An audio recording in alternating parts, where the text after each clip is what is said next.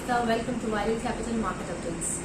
The rally continued on 7th straight day on October 9 with Nifty closing about 11,900 and Sensex added 326 points. Sensex and Nifty ended near the day high, mainly supported by the banking names after Reserve Bank of India kept the repo rate unchanged at 4% and continued with accommodative stance. At close, the Sensex was up 326.82 points or 0.81% at 40,509.49 and the Nifty was up 79.60 points or 0.67 at 11,914.20. About 1,216 shares have been advanced, 1,426 shares have been declined and 164 shares have been unchanged. Now let's move on to performance of Indian indices today. Sensex went up to 326 and closed at 40,509.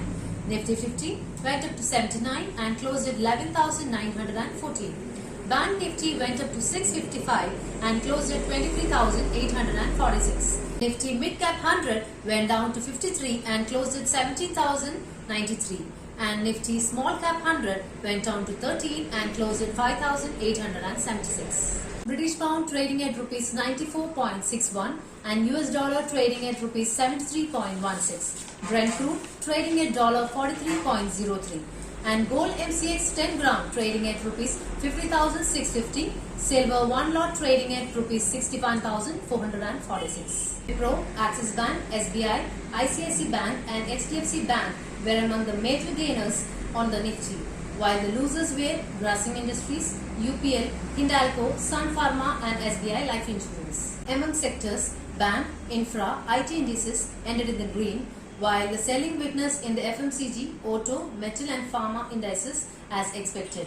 The MPC decided to maintain a status quo on benchmark rates. The RBI has reiterated the non-destructive conduct of government borrowing program. To this effect, the OMO amounts have also been increased to up to 20,000 crore. RBI willingness to look through the current phase of high CPI and the future expectation of CPI coming closer to RBI target should work as a strong anchor for the bond yields. This indeed is a pre-Diwali dhamaka for bond markets. The outcome of MPC meet was largely in line with the expectations and the rate have been kept unchanged. Announcement of OMO including the OMO for SDN and on tap LTRO with aid pushing more liquidity into the system and keeping interest rate in check. Announcement to allow banks to increase exposure to the retail and the small borrowers up to 7.5 crores and rationalizing risk weights for all the new housing loans till March 31st, 2022 are welcome from the borrower's perspective, but the banks need to beef up their credit appraisal process. MPC expects inflation to ease gradually towards its target over Q3 and Q4 as supply disruptions and associated margins or markets driving up inflation would abate. RBI finally gave GDP forecast and expects a contraction at 9.5% for FY21 with downside risks.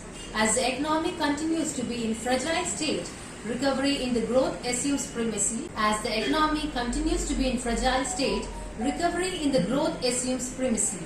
And the RBI's intent to support the economy even in the wake of rising inflation is confronting.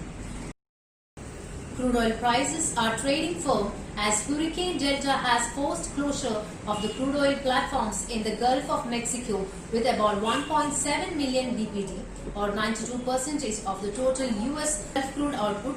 Crude oil also found support from continued hopes that the US lawmakers will agree on the pandemic relief package and this is likely to provide support to the energy demand. Crude oil found support for the stimulus hopes in the US and the production closure due to Hurricane Delta. We expect price rally to halt on account of demand concerns due to COVID pandemic and increasing supply for OPEC nations. WTI crude oil prices are likely to find support around $38.45 to $37.80 per barrel. Meanwhile, steel resistance could be seen around $41.97 to $43.08 per barrel. That's all for today. Thank you for watching our channel and please do like, share and subscribe.